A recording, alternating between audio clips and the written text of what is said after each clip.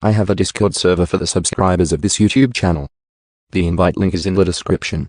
As the server is set to private due to Discord flagging it as having bad words in the server title, even though there are no bad words in the name. Nonetheless, the invite link can still be found in the description. Please join the server if you have a Discord account. The server's name is Autist and Autistic, explaining the Autistic Brain official YouTube community. The invite link to the server will be in the description, under link to our Discord server from our subscribers of this YouTube channel. I have a subreddit for subscribers of this YouTube channel. The link is in the description. It will be titled Link to Subscriber Subreddit for the YouTube channel talk after the video ends. Please join r/YT official today. Hi, I haven't been able to upload due to lack of time, but I hope you enjoy this video nonetheless. I hope to return to my normal Friday weekly schedule soon.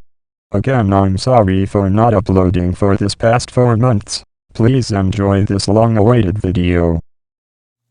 Hey guys, I'm Autist and Autistic Explain the Brain, and this will be a video on an article that I have been talking about in the community tab of this YouTube channel in different posts and different community posts and whatnot. This video about this article, is something I've been wanting to talk about here on this channel. But here's the title of this article. How a therapy once seen as a victory for autistic kids has come under fire as abuse. And then give me a minute and I will read, or I won't read, I will have natural readers read, right here, guys. Right here. Give me a minute. I'll be right back. This story is from a weekly health and science podcast. Find it on, or. When parents first heard about applied behavior analysis, ABA, in the 1990s, it felt like a lifeline for both them and their autistic kids. ABA was an intensive therapy based around a system of rewards and punishments designed to change children's behavior. Through repetition and consistent reinforcement, good behaviors could be formed, while undesirable ones were eliminated.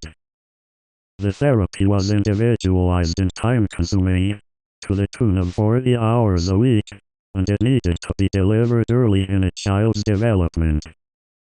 Suddenly parents were seeing positive results. For some, it offered the promise of normalcy for their kids. For others, the humbler goal of making their family lives more manageable. It was also expensive, so parents lobbied to have it covered by insurance or schools. By the 2010s, ABA became a standard treatment for kids with autism. But over the past few years, that first generation of kids to receive intensive ABA has grown up, and they're telling a different story. Instead of being a key that unlocked their freedom, and that unlocked their brains from the confines of autism, many have criticized ABA as harmful and even abusive, calling it conversion therapy for autistic people. ABA practitioners and experts have defended the therapy, saying that they've seen major changes for the better, and that the progress it offers outweighs its potential for damage. But self-advocates aren't convinced, with some saying that, with other therapeutic options available, there's no reason to keep ABA at all. Maybe, they say, it should be scrapped altogether. Maybe it's simply rotten to the core. Okay guys, that was the first part of the article. My opinions, so far, are that a lot of it is true. What they are saying here is very true. Keep in mind that I've never been through ABA, Applied Behavioral Analysis, but it doesn't change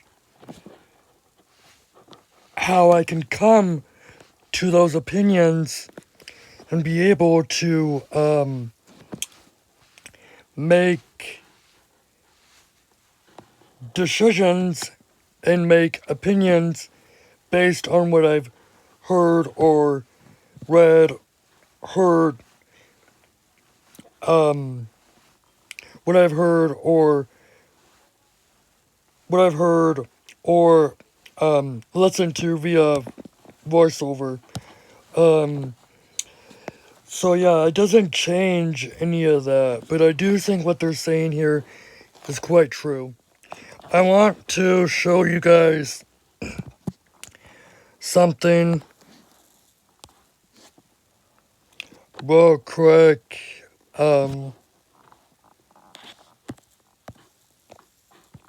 Copy Alpha.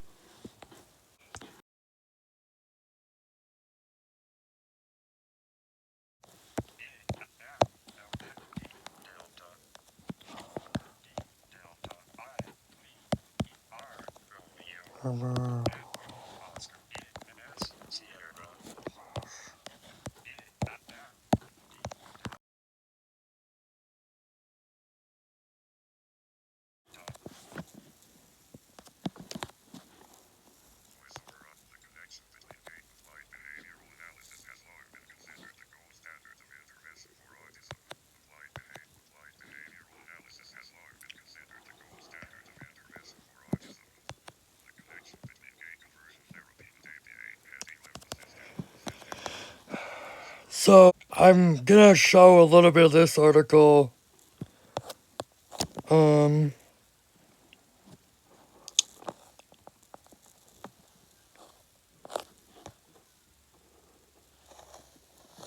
Yeah, this article will have to be its own video. But I do believe there's a connection here. Because, so if this therapy,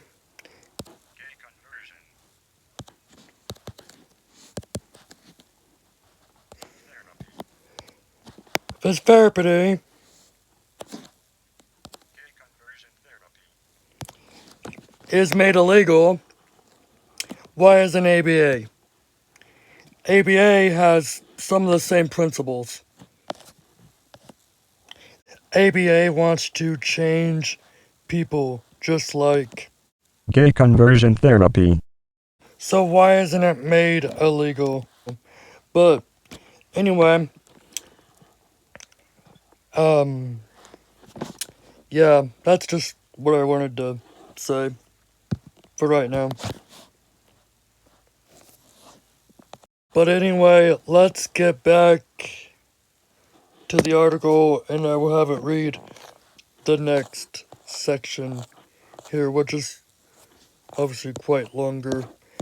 I will have it read the next section. The magic of ABA Singer knew early on that something was wrong with her daughter, Jody. She had troubles from the time she was born, Singer said. Jody, who was born in 1997, wasn't eating or sleeping much, and she cried constantly, and I remember asking my mother, does Steven have these issues? Singer said. And she said no, and so I said, well, at least it's not autism. Steven is Singer's older brother, who has profound autism along with intellectual disabilities. He was diagnosed in the 1960s, the dark ages when it came to autism. My mother was blamed for my brother's autism, Singer said. Back then, we thought bad parenting was the cause of autism.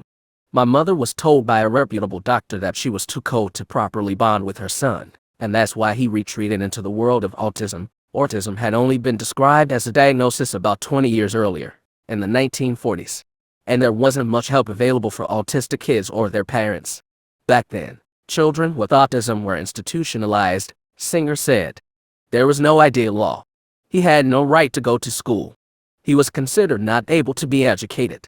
And so why would you send him to school? Singer's brother, who's 58 now, is nonverbal, and as a child was prone to aggressive and self-injurious behaviors. He ended up, like so many autistic people of his generation, institutionalized. All of this was on Singer's mind when her daughter Jody first showed signs of developmental issues, and when she was eventually diagnosed with autism. By this time, it was the late 90s, decades past the age when autistic kids were routinely institutionalized, but Singer still feared for her daughter's future. She worried Jody would be forced into the kind of life her brother had had. No schooling, no independence, no job, no real future. This is a hard truth for parents of autistic children back when in the 1960s.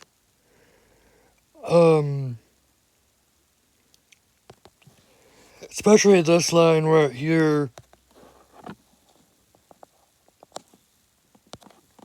She was too cold to properly bond with her son. That comes from the now debunked theory, it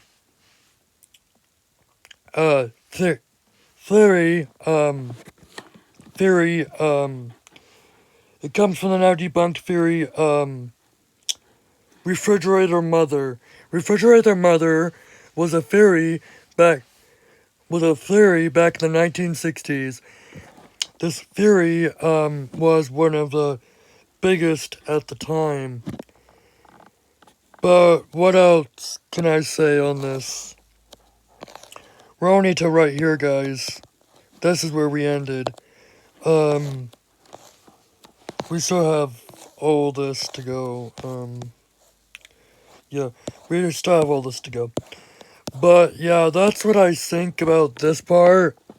Let's get back into the article. But Singer was determined to fight.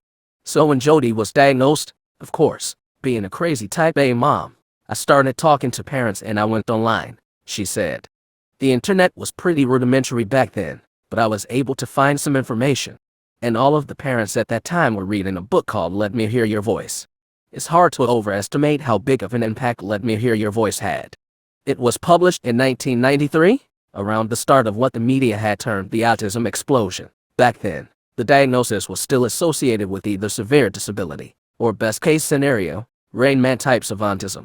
Either way, an autism diagnosis meant little hope of a normal life. But then Let Me Hear Your Voice came on the scene.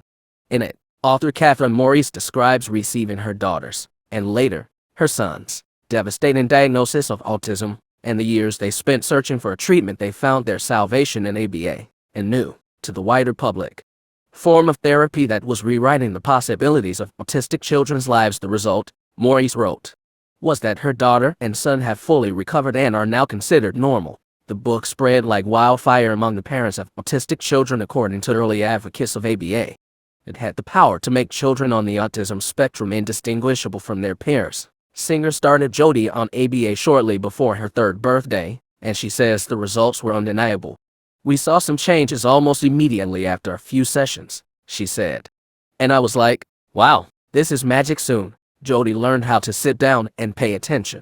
She also learned how to switch tasks, something that used to be a nightmare before she started to learn about first then. She would have these terrible hour-long, violent tantrums if she had to transition from a preferred activity to a non-preferred activity, Singer said. And over several weeks of ABA, she was taught that first she would need to do something else, and then she could go back to her preferred activity.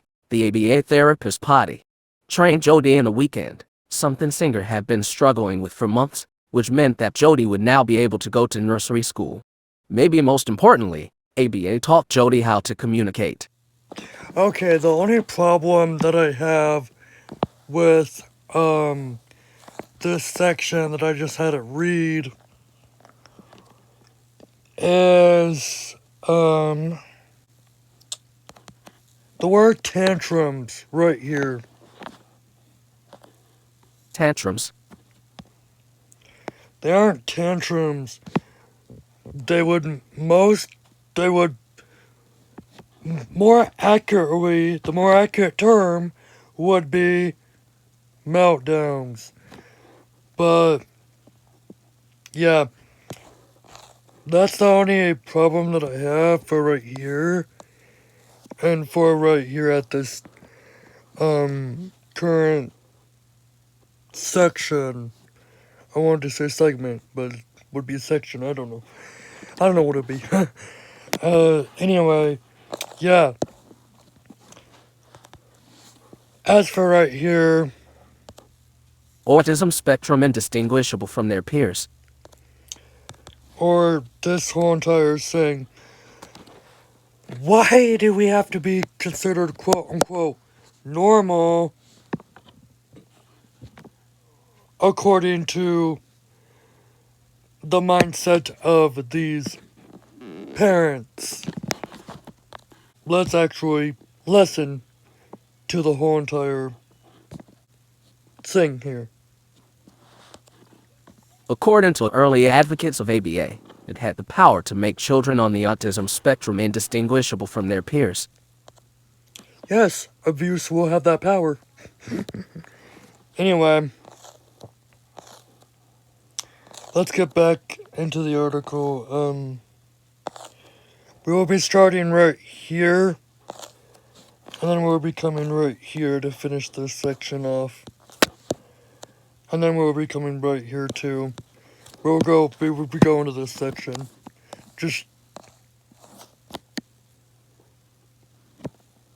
And I might have it read this section right here too. Actually, I will. Anyway, let's get into that.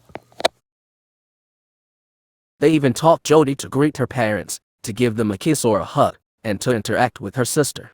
That was just a very sweet and lovely change in her, Singer said. I just want to add right here. I know I said we were gonna read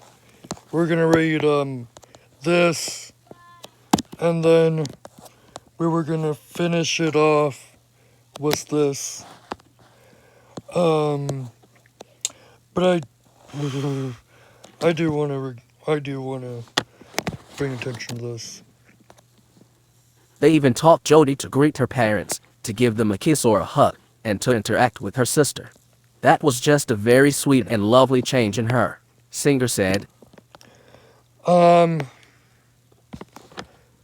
knows? Maybe, I don't mean to be rude, guys, but there are some autistic people that do not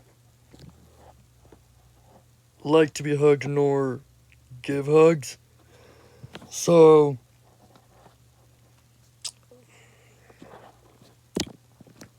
yes, behavior therapy can do a lot of that stuff, but does that make it right? Is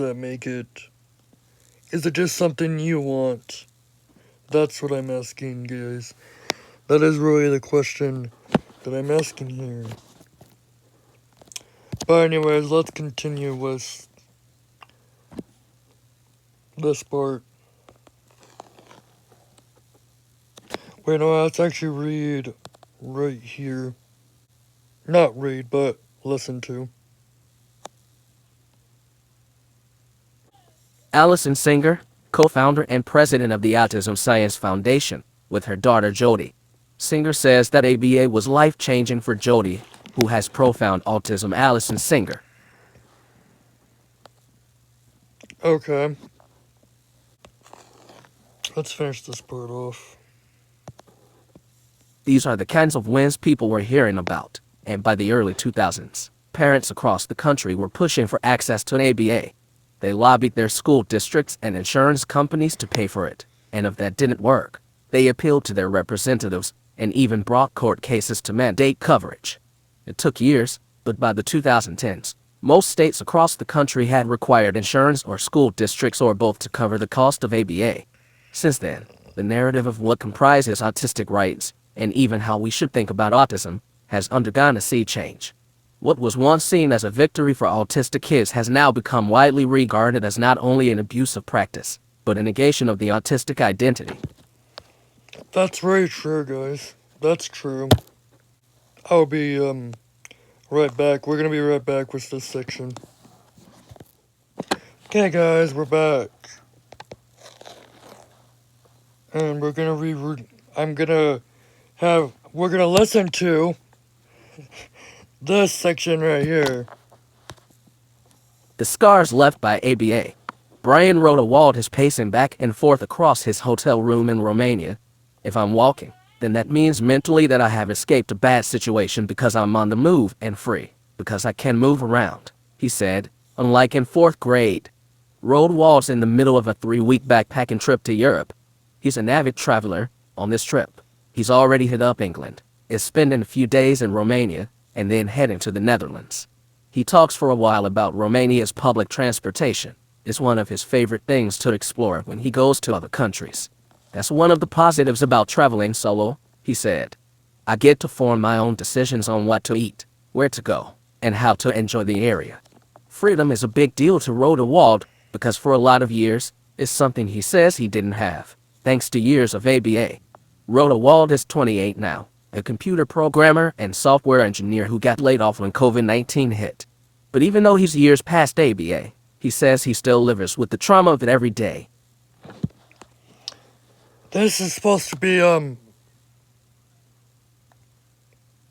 yeah, it's lives. Sorry, I thought it said lives, but never mind.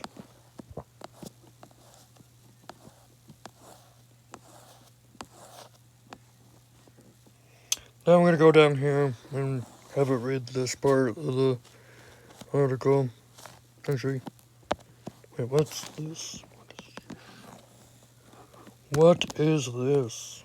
Brian Rhoda Wald, 28, in a selfie taken while traveling in Switzerland.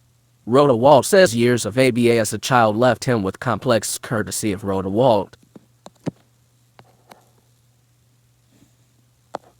PTSD. PTSD, guys.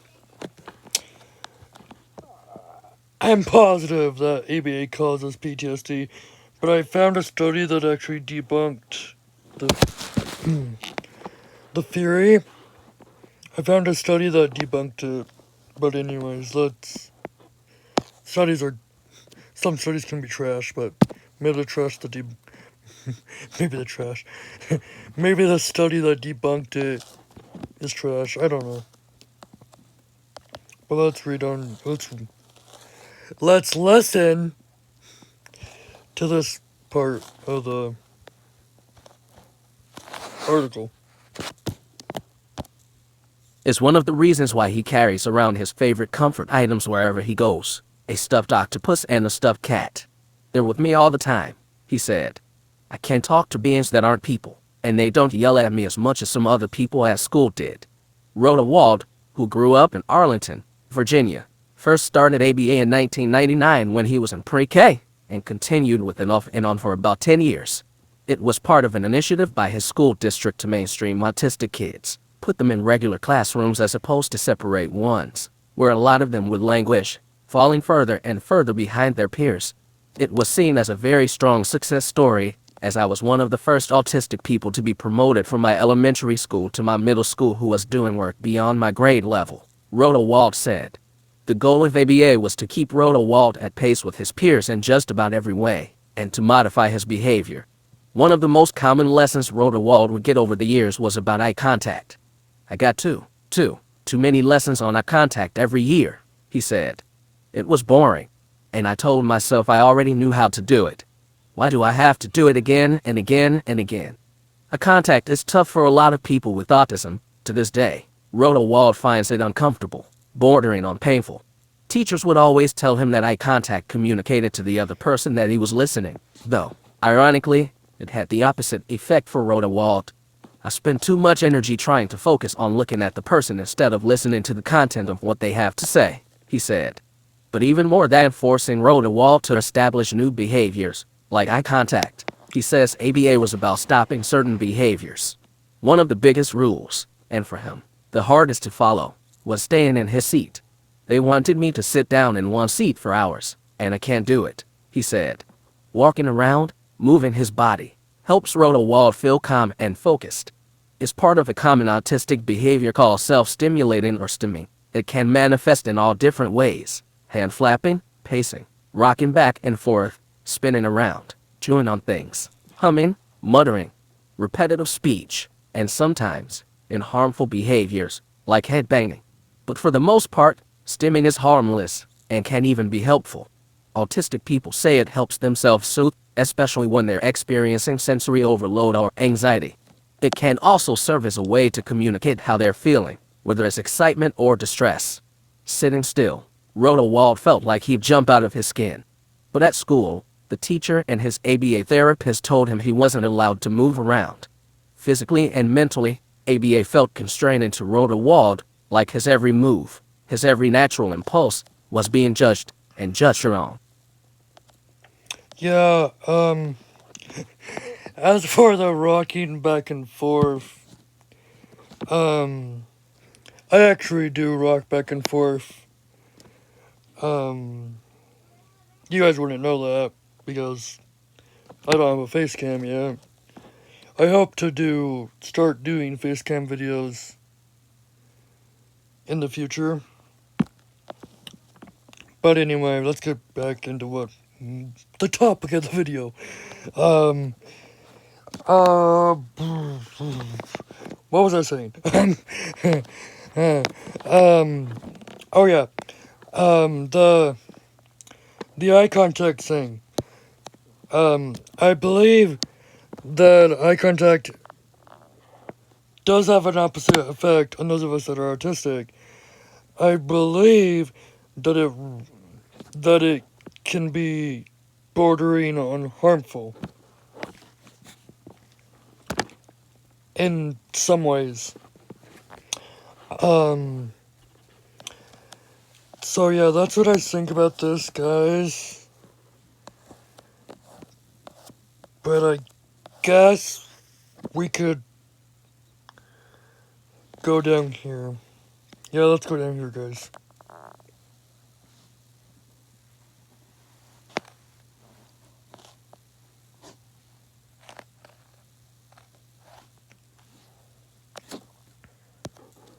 The genesis of ABA.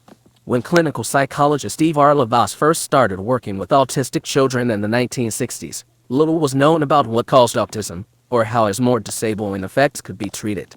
The prevailing theory at the time, rooted in Freudian ideas, was that emotionally cold parents caused their children to retreat into autism, and that psychotherapy could help treat it. It was an idea Lovaas himself believed, until a colleague introduced him to behavior analysis, an approach derived from the work of psychologist B.F. Skinner that takes a systematic approach to understanding the causes of behavior and how it can be changed. It drew heavily on behaviorism, which believes that behaviors are learned through conditioning, which occurs through interaction with one's environment. Instead of focusing on introspective investigations, behavioral analysis used a system of rewards and punishments to encourage or discourage certain behaviors. In the 1960s, Lovaas started using behavior analysis in his work with profoundly autistic children, first to stop them from self-injuring, and later to teach language and other social skills like eye contact, and how to respond to instructions. By the 70s and 80s, Lovaas was publishing papers showing incredible, groundbreaking results. He talked about ABA as being almost like a cure for autism. He wrote of kids recovering, gaining IQ points, and ABA's ability to make them. Indeed, normalcy seemed to be Lovaas' goal, which might explain why stimming was one of his pet peeves. He called it, and thought that it prevented autistic kids from learning, not to mention it marked them as obviously autistic. Lovaas would go to great lengths to stop undesirable behaviors. In the early days, that could mean ignoring, shouting at, slapping, or even delivering small electric shocks to kids. But the approach also included rewards, like juice or M&Ms. It was all based on a technique called operant conditioning, which uses reinforcement or punishment to encourage or discourage behaviors. Lovaas built these ideas into a highly structured technique that was dubbed discrete trial training. It involved intensive interaction with the therapist, who broke down complex skills into small, discrete steps that were individually taught and reinforced, often again, and again, and again. Wendy Ross, a developmental and behavioral pediatrician who runs the Center for Autism and Neurodiversity at Jefferson Health in Philadelphia, describes what discrete trial training looked like. There was a child sitting down with an individual in a cubby kind of space with no distractions, she said. And there was a task and there was data. And for example, it could be, you're going to look at me for 10 seconds. Every time you look at me for 10 seconds, you get an M&M and we're going to do that 10 times. And then we're going to move to another goal. And then we're going to go back to that and we're going to keep drilling you one-on-one. And we're going to give you external reinforcers every time you do what I think you should be doing. Yeah, oh boy, that is true. ABA practitioners, they, on no fault of their own, or maybe it is on the fault of their own because they're in the field, they had to go to the job interview for the specific job, but I don't know. I do want to talk about right here, guys. Ivar Lovaas, he,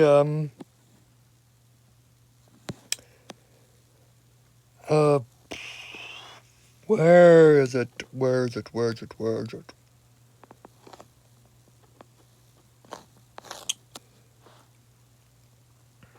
Oh yeah, right here. Ivar Lovaas, he thought that stemming is a garbage behavior. And as we know from recent studies, it's not. It has very, very, very, very, very high benefits to autistic mental health. So yeah.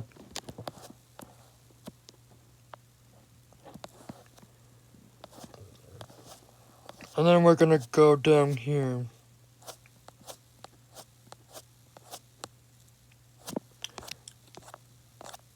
We won't be able to finish all this in one video, because I'm gonna only allow 30 minutes for this video.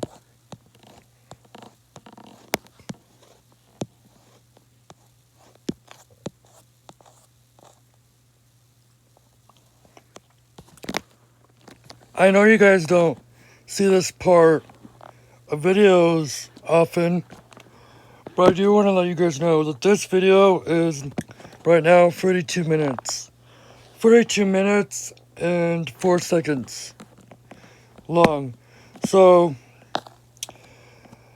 the next sections will be in part 2,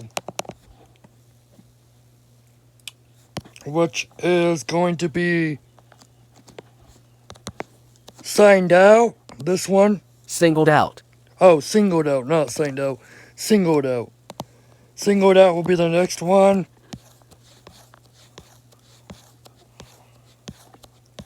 All of singled out will be the next one, and then this section, The rise of opposition to ABA.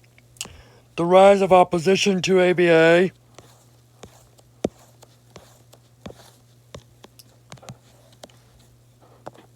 Clinicians respond. And clinicians respond.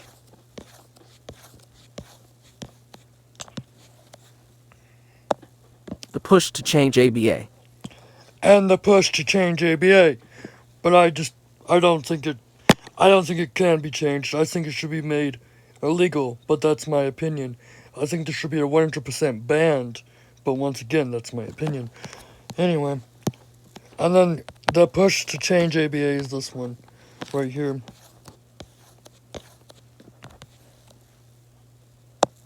Limitations to change. And limitations to change.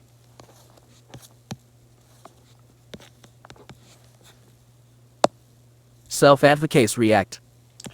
And self-advocates react. And then this one. What the debate over ABA is missing. What the debate over ABA is missing.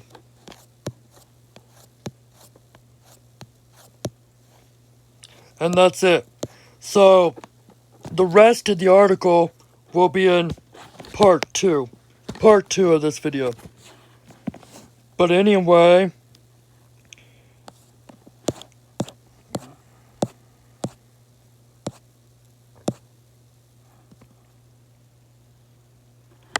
if you liked this video, give it a like, and make sure to subscribe and turn on that notification bell so you will never miss an upload from me.